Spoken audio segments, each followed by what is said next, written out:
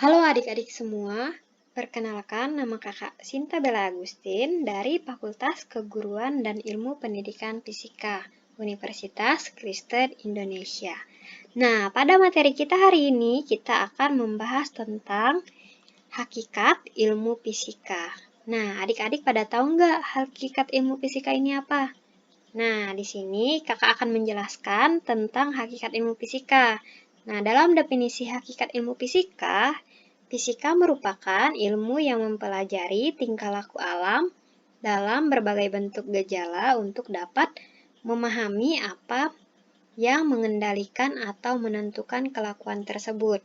Berdasarkan hal tersebut, maka belajar fisika tidak lepas dari yang namanya penguasaan konsep-konsep dasar fisika melalui pemahaman. Nah, hakikat ilmu fisika ini merupakan sebuah kumpulan pengetahuan atau jalan berpikir dan cara untuk penyelidikan dalam penerapan ilmu fisika. Harus menerapkan ilmu fisika sebagai berikut. Yang pertama, fisika sebagai produk. Yang kedua, fisika sebagai proses. Yang ketiga, fisika sebagai sikap. Apakah adik-adik tahu fisika sebagai produk apa? Nah, di sini kakak akan menjelaskan ya. Fisika sebagai produk adalah interaksi antar manusia dan lingkungannya memberikan pembelajaran kepada manusia, sehingga menemukan pengalaman yang semakin menambah pengetahuan dan kemampuannya serta perubahan perilakunya. Nah, dalam wacana ilmiah, hasil-hasil penemuan dari berbagai kegiatan penyidikan yang kreatif dari para ilmuwan dan diinventarisasi, dikumpulkan dan disusun secara sistematis menjadi sebuah kumpulan pengetahuan yang disebut sebagai produk pengetahuan. Nah, dalam pengelompokan hasil-hasil penemuan ini biasanya menghasilkan ilmu pengetahuan yang disebut sebagai ilmu fisika, kimia, dan biologi. Sedangkan untuk ilmu fisika sendiri, kumpulan pengetahuan ini dapat berupa fakta, konsep, prinsip, hukum, rumus, teori, dan model. Nah, kita lanjut ke fisika sebagai proses. Nah, fisika sebagai proses, hakikat ilmu fisika sebagai proses memberikan gambaran mengenai bagaimana ilmuwan bekerja melalui penemuan-penemuan. Fisika memberikan gambaran mengenai pendekatan yang digunakan untuk menyusun pengetahuan. Dan yang ketiga, kita akan membahas tentang fisika sebagai sikap. Nah, dari penjelasan mengenai hakikat ilmu fisika, fisika sebagai produk dan proses, tampak terlihat bahwa penyusunan pengetahuan fisika diawali dengan kegiatan-kegiatan kreatif seperti pengamatan, pengukuran, dan penyelidikan atau percobaan yang membutuhkan proses mental dan sikap yang berasal dari pemikiran. Nah, di sini akan kita lanjut lagi pada metode ilmiah. Pada metode ilmiah ini merupakan salah satu cara pembuktian secara ilmiah suatu gejala yang terjadi di alam dilakukan melalui beberapa tahapan atau langkah-langkah dalam metode ilmiah sebagai berikut.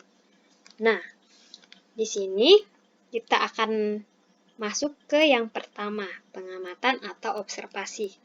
Langkah awal dari suatu metode ilmiah adalah melakukan pengamatan atau observasi. Nah, pengamatan dapat dilakukan secara kualitatif ataupun kuantitatif. Nah, dalam kualitatif misalnya, pada logam raksa berwujud cair pada suhu kamar. Sedangkan pada kuantitatif, misalnya, tekanan gas pada keadaan standar yaitu sebesar 1 atmosfer, di mana pada pengamatan kuantitatif itu biasanya sering disebut juga sebagai pengukuran. Dan kita lanjut ke yang kedua, ada yang namanya mencari pola hasil pengamatan. Setelah mengamati suatu gejala alam yang terjadi, para ilmuwan lalu mengelompokkan hasil pengamatan tersebut berdasarkan sifat atau ciri tertentu. Lalu, dicarilah keteraturannya atau yang sering disebut sebagai pola hasil pengamatan. Nah, pada proses ini biasanya sering melahirkan rumusan berupa hukum alam. Nah, dalam hukum alam yang digali oleh manusia merupakan suatu pernyataan yang mengungkapkan perilaku umum suatu objek atau gejala yang diamati. Kita lanjut ke yang ketiga, ada yang namanya perumusan teori. Nah, proses perumusan teori ini biasanya dilakukan sebagai bentuk pencarian jawaban atau pola keteraturan hasil pengamatan yang terjadi. Nah, para ilmuwan akan menyusun hipotesis, yaitu syarat untuk meyakini keteraturan ini dan menerangkannya agar dapat diterima dan masuk akal. Nah, hipotesis ini akan diuji melalui sebuah eksperimen. Yang namanya eksperimen ini akan mengamati semua keadaan dan kondisi yang mempengaruhi pengamatan. Nah, pada eksperimen ini semua hal itu akan dikendalikan, diubah sesuai kehendak ilmuwan untuk mengetahui secara pasti apa pengaruhnya. Nah, hasil suatu eksperimen bisa berupa teori. Nah, suatu teori ini biasa disebut juga yang namanya model. Terdiri atau sejumlah asumsi sebagai pijakan untuk menerangkan perilaku materi yang diamati jika hipotesis sementara sejalan dengan kajian-kajian sejumlah percobaan. Nah, hipotesis tersebut biasanya teori atau model. Kita lanjut, ada yang namanya pengujian teori. Nah, secara ideal, teori dalam ilmu pengetahuan alam harus selalu dikoreksi dan dikaji terus-menerus sebagai teori merupakan gagasan manusia untuk menerangkan perilaku alam yang diamati berdasarkan pengalamannya. Nah, dalam teori kajian ini harus terus disempurnakan melalui percobaan dengan cara menyempurnakan bagaimana metode maupun peralatan yang digunakan. Di samping itu, juga kita sebagai teori ini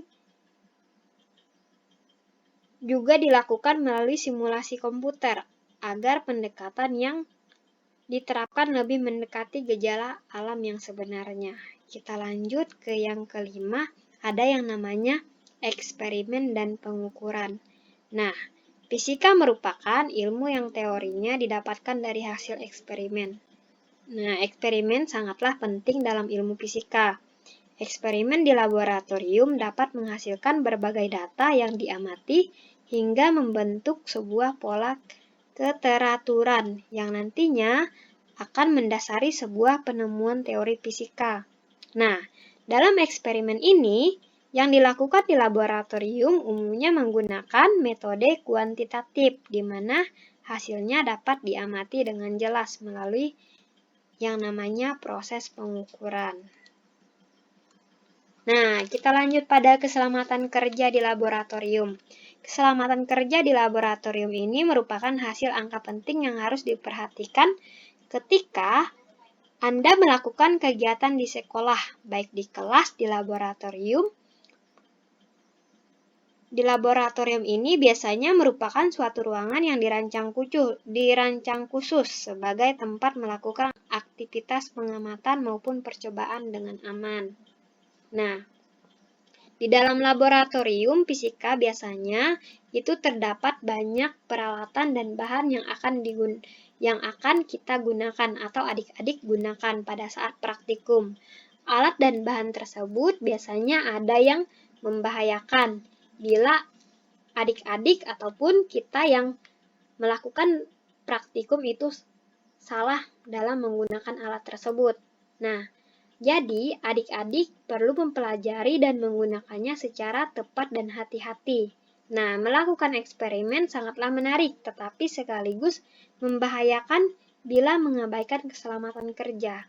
Jadi, adik-adik harus dapat memastikan bahwa langkah-langkah yang adik-adik tempuh di dalam eksperimen ini adalah langkah yang tidak memungkinkan terjadinya kecelakaan.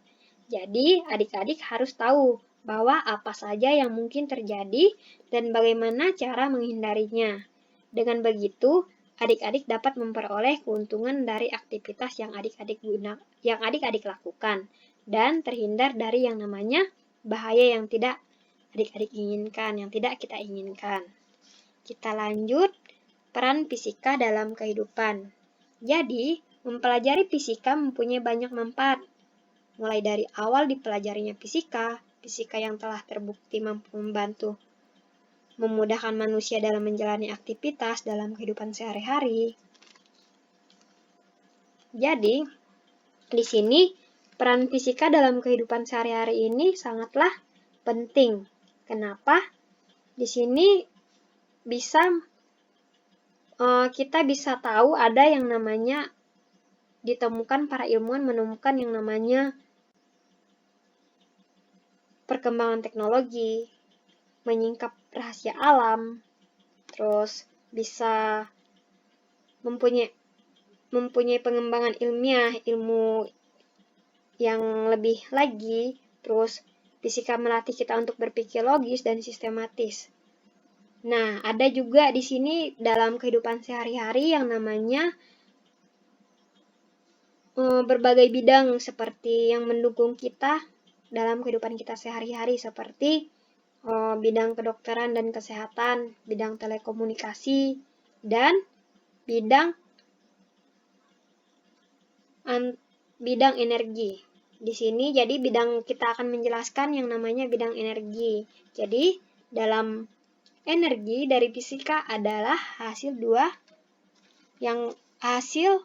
dari dua hal yang saling berhubungan. Nah, para peneliti fisika terus-menerus mengembangkan sumber energi terbarukan untuk menopang kehidupan manusia. Kita contohkan pembangkit listrik tenaga air yang memanfaatkan potensial air untuk diubah menjadi energi listrik dengan menggunakan alat-alat yang memanfaatkan konsep dan hukum-hukum fisika. Dan dalam bidang kedokteran dan kesehatan, ilmu fisika biasanya diterapkan pada bidang menggunakan gelombang elektromagnetik untuk menghasilkan gambar otak, sehingga orang-orang yang terkena tumor dapat ditentukan bisa dilihat terjadinya tumornya di mana, terus bisa dilihat penyakit tumornya letaknya di mana, dan bisa diketahui gitu kan. Jadi yang kedua ada juga yang namanya dalam bidang ilmu kedokteran dan kesehatan ini yang namanya menggunakan sinar rongsen. Adik-adik pada tahu ya untuk mendeteksi patah tulang. Nah, serta penggunaan sinar laser untuk memecahkan batu ginjal. Ada yang namanya sinar X. Nah, pada bidang telekomunikasi, adik-adik mungkin udah tidak asing lagi menggunakan handphone. Nah, biasanya juga handphone ini digunakan untuk adik-adik melakukan perjalanan jauh. Mungkin belum pada tahu jalan, biasanya adik-adik dan orang-orang lain menggunakan yang namanya GPS untuk bisa mengetahui arah dan tujuan agar tidak terjadi kesalahan pada saat pergi. Jadi, itulah manfaat peran hakikat ilmu fisika dalam kehidupan kita sehari-hari. Jadi, pentingnya fisika pada kehidupan kita sehari-hari. Gitu. Nah, jadi sekian dari materi kita pada hari ini. Semoga adik-adik bisa memahami materi kita pada hari ini dan adik-adik bisa memahami. Terima kasih buat kita semua.